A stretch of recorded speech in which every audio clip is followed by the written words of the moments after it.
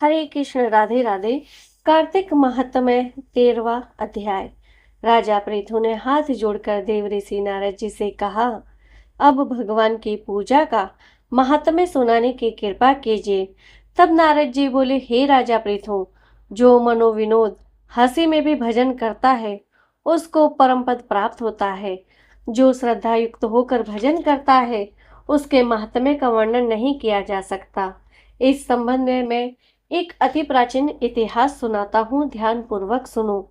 नारद जी ने कहा, कलिंद पर्वत पर दीर्घपुर नामक नगर में सुबाहु नाम का एक अत्यंत धर्मात्मा राजा राज्य करता था। वह प्रजा का पुत्र के समान पालन करता था। उसके ध्रुमकेश नाम का एक पुत्र था जो अत्यंत दुराचित पर स्त्रीगामी चोर तथा जुआरी था। पुत्र के दुरा आचरणों को देखकर राजा सुबाहु ने उसे अनेक प्रकार ताड़नाएं दी, परंतु वह किसी प्रकार नहीं माना। एक दिन खेलते हुए उसकी गेंद छोटी रानी के महल में जा गिरी।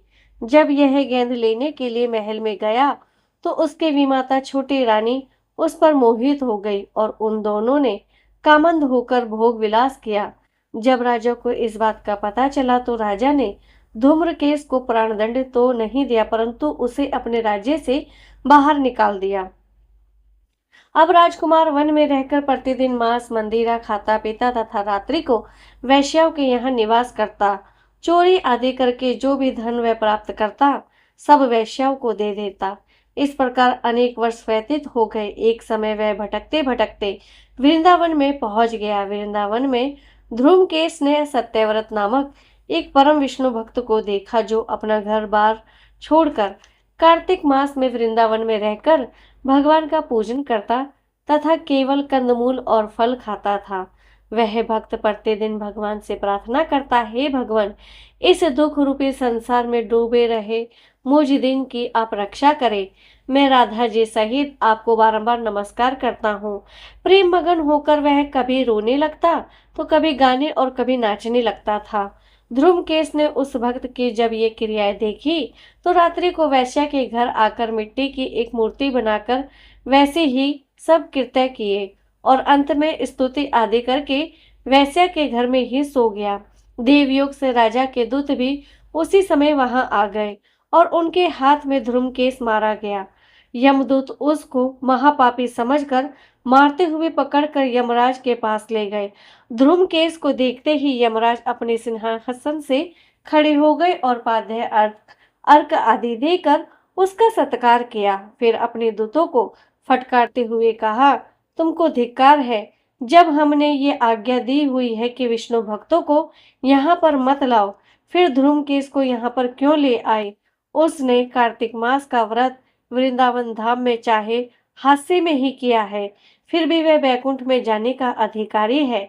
बैकुंठ में भेजने के पूर्व यमराज ने धूमकेतु को अपने निकट बैठाकर कहा, भगवान की भक्ति 9 प्रकार की है।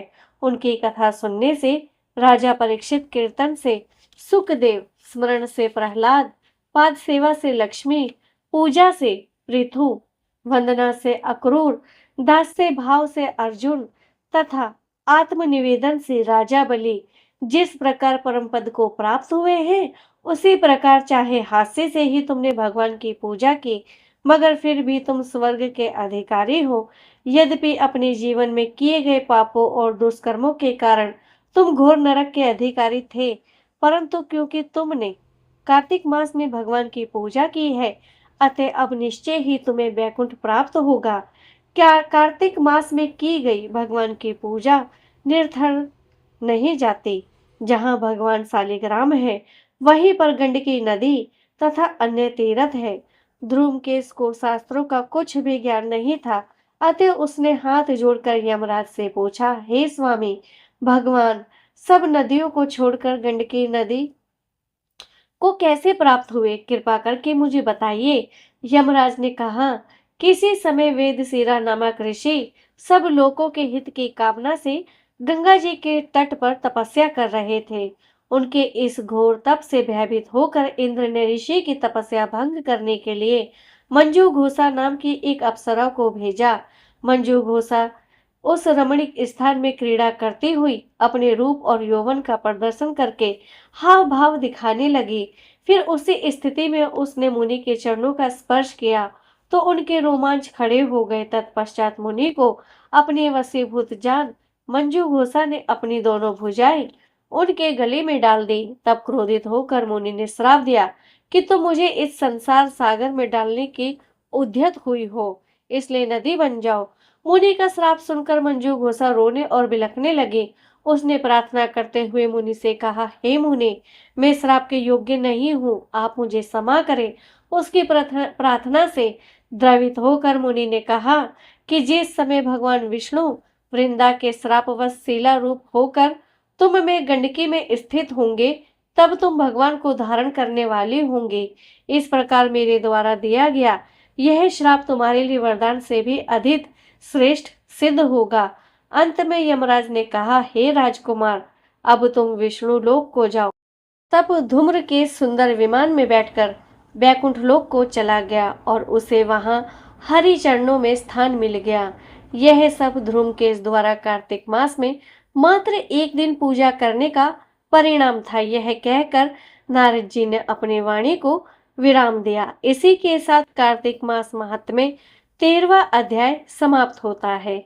हरे कृष्ण, राधे राधे।